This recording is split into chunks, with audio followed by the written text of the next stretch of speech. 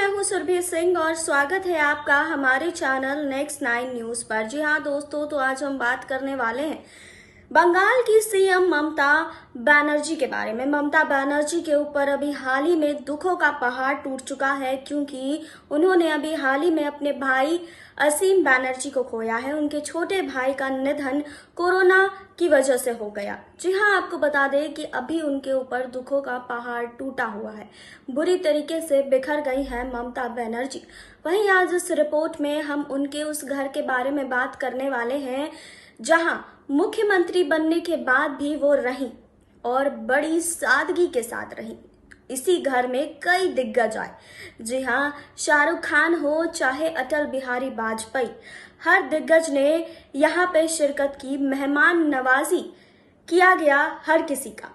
जी हाँ, तो आज उनके उसी घर के बारे में हम बात करने वाले हैं और ममता बनर्जी के अब तक के सफर के बारे में भी हम इस रिपोर्ट में बात करेंगे। जी हाँ, पश्चिम बंगाल की मुख्यमंत्री ममता बनर्जी के परिवार पर दुखों का पहाड़ टूट चुका है। आप सबको बता दें कि ममता बनर्जी के छोटे भाई का कोरोना महामारी के कारण निधन हो गया था। जी हाँ, 2 दिन पहले ही उनके भाई ने इस दुनिया को अलविदा कहा है। आपको बता दें कि पश्चिम बंगाल के मुख्यमंत्री ममता बनर्जी के भाई असीम बनर्जी का कोरोना वायरस संक्रमण के कारण एक निजी अस्पताल में निधन हो गया। जी हाँ, कोरोना मामलों को नियंत्रित करने के लिए जिस दिन पश्चिम बंगाल ने अगले 15 दिन के लिए राज्यों में लॉकडाउन लगाने की घोषणा की, उसी दिन ममता बनर्जी ने अपने छोटे भाई को खो दिया। जी हाँ, जो पिछले 1 महीने से अस्पताल में जीवन के लिए संघर्ष कर रहे थे। जी हाँ, आपको बता दें कि अस्पताल ने एक बयान में कहा कि मुख्यमंत्री के छोटे भाई असीम बनर्जी का शनिवार सुबह को निधन हो गया, जिन्हें पिछले महीने कोविड-19 संक्रमण पाया गया था। अस्पताल के सूत्रों ने बताया कि असीम बनर्जी का पिछले 1 महीने से अस्पताल में इलाज चल रहा था, लेकिन वो उन्हें बचा नहीं पाए। जी हाँ, अस्पताल के एक डॉक्टर ने कहा कि पिछले महीने पता चला था कि वो कोविड-19 से संक्रमित हैं। उनका लगभग 1 महीने से इलाज चल रहा था। उन्हें उच्च रक्तचाप जैसी कुछ बीमारियां भी थी। जी हाँ, आपको बता दें कि सुबह सुबह ही उनके छोटे भाई का निधन हो गया। जी हाँ, जिसके बाद वो बुरी तरीके से टूट भी गई हैं। आपको बता दें कि ममता बनर्जी हमेशा अपने बयानों के लिए जानी जाती हैं। जी हाँ, पश्चिम बंगाल की मुख्यमंत्री ममता बनर्जी अपनी सादगी के लिए भी चर्चित हैं। पहनावे से लेकर रहन सहन तक में ममता बनर्जी की सादगी नजर आती है। ममता बनर्जी ने साल 2011 में राज्य के सीएम का पदभार संभाला था। सीएम बनने के बाद भी ममता बनर्जी काफी दिनों तक अपने निजी आवास पर ही रहा करती थी। जी हाँ, आज उनके इसी निजी आवास के बारे में हम बात करने वाले हैं। जी हाँ, ममता बनर्जी का यह घर दक्षिण कोलकाता के हरीश चटर्जी स्ट्रीट पर है। घर बहुत साधारण है। आपको बता दें कि ममता बनर्जी के इस घर पर अभी भी खरपाल की छत है। जी हाँ, ममता बनर्जी के घर के अंदर भी काफी साधारण सी चीजें रखी हुई है। ममता बनर्जी के इस घर पर देश दुनिया की जानी मानी शख्सियत आ चुकी है। आपको बता दें कि ममता बनर्जी के घर पर बॉलीवुड सुपरस्टार शाहरुख खान भी आ चुके हैं। जी हाँ, आपको बता दें कि बॉलीवुड स्टार शाहरुख खान भी ममता बनर्जी के इस निजी आवास पर मेहमान नवाजी स्वीकार कर चुके हैं। जी हाँ, आपको बता दें कि ममता बनर्जी के इसी घर पर पूर्व प्रधानमंत्री अटल बिहारी वाजपेयी भी उनकी माता जी का कुशलेक्षम लेने पहुंचे थे। जी हाँ, आपको बता दें कि ममता बनर्जी के इसी घर पर तमाम राजनीतिक और सामाजिक मुद्दों पर बैठकें भी होती रही है। जी हाँ, बेहद ही साधारण जिंदगी जीने वाली ममता बनर्जी का ये घर भी काफ़ी ज़्यादा साधारण है। जी हाँ, ममता बनर्जी सीएम बनने के बाद भी इस घर को छोड़कर सरकारी आवास में नहीं शिफ्ट हो रही थी।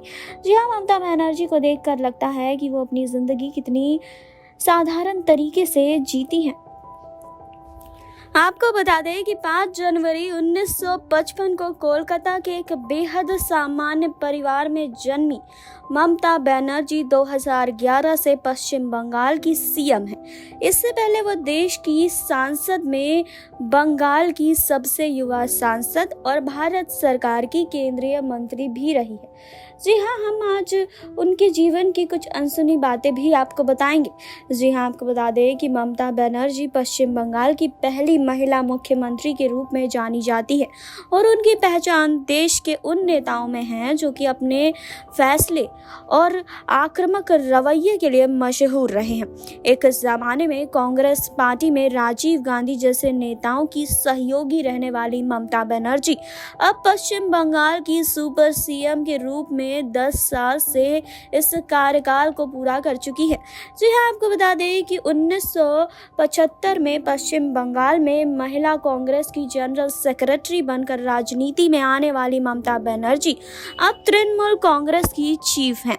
जी हाँ, यह पार्टी वही दल है जिसने 1998 में कांग्रेस से अलग होने के बाद ममता बनर्जी ने खुद गठित किया था। 1998 में अपने गठन के बाद करीब 13 वर्ष की राजनीतिक यात्रा में ही तृणमूल कांग्रेस 2011 में पश्चिम बंगाल की सत्ता में काबिज हो गई। बड़ी बात यह है कि इस पार्टी की मुखिया ममता बनर्जी ने जिस सीपीएम को यहाँ की सत्ता से बेदखल किया, वो 3 दशक तक यहाँ की सबसे प्रमुख पार्टी और सत्ता प्रमुख रही थी।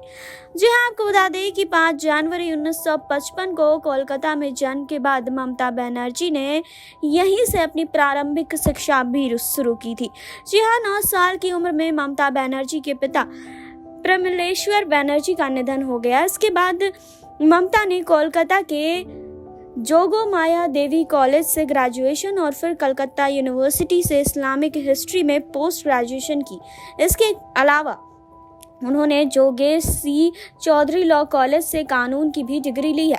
आपको बता दें कि 70 के दशक में मात्र 15 साल की उम्र में कांग्रेस पार्टी से जुड़ने वाली ममता बनर्जी ने सबसे पहले एक पदाधिकारी के रूप में 1976 में अपना काम संभाला। इस दौरान वो 1975 में पश्चिम बंगाल की महिला कांग्रेस की जनरल सेक्रेटरी नियुक्त हुई। जी हाँ, आपको बता दें कि 1984 में ममता बनर्जी को पहली बार लोकसभा चुनाव का टिकट भी कांग्रेस पार्टी से ही मिला और इस चुनाव में वो दक्षिण कोलकाता की सांसद भी बनी। जी हाँ, तो आपको बता दें कि 2011 से सीएम का पदभार संभाल रही हैं ममता बनर्जी, लेकिन अभी बुरी तरीके से इसीलिए बिखर गई हैं क्योंकि अभी हाल ही में उन्होंने अपने छोटे भाई को खोया है। जी हाँ, अपने छोटे भाई को खोने के बाद ममता बनर्जी काफ़ी ज़्यादा दुखी हैं। जी हाँ, अपने छोटे भाई को खोने का दुख अभी भी ममता बनर्जी के अंदर है। आपने देखी अभी ये रिपोर्ट, आपने जाना ममता बनर्जी के बारे में। जी हाँ, आपने जाना कि ममता बनर्जी उस घर में सीएम बनने के बाद भी बड़ी सादगी के साथ रही हैं। जी हाँ, आपको बता दें कि ममता बनर्जी के भाई के निधन के बाद ममता बनर्जी बुरी तरीके से टूट गई हैं। फिलहाल इस रिपोर्ट को लेकर आप सबकी क्या राय है, हमें आप कमेंट बॉक्स में बताइए। जुड़े रहिए हमारे साथ, लाइक करें, सब्सक्राइब करें और बेल आइकन दबाना बिल्कुल ना भूलें।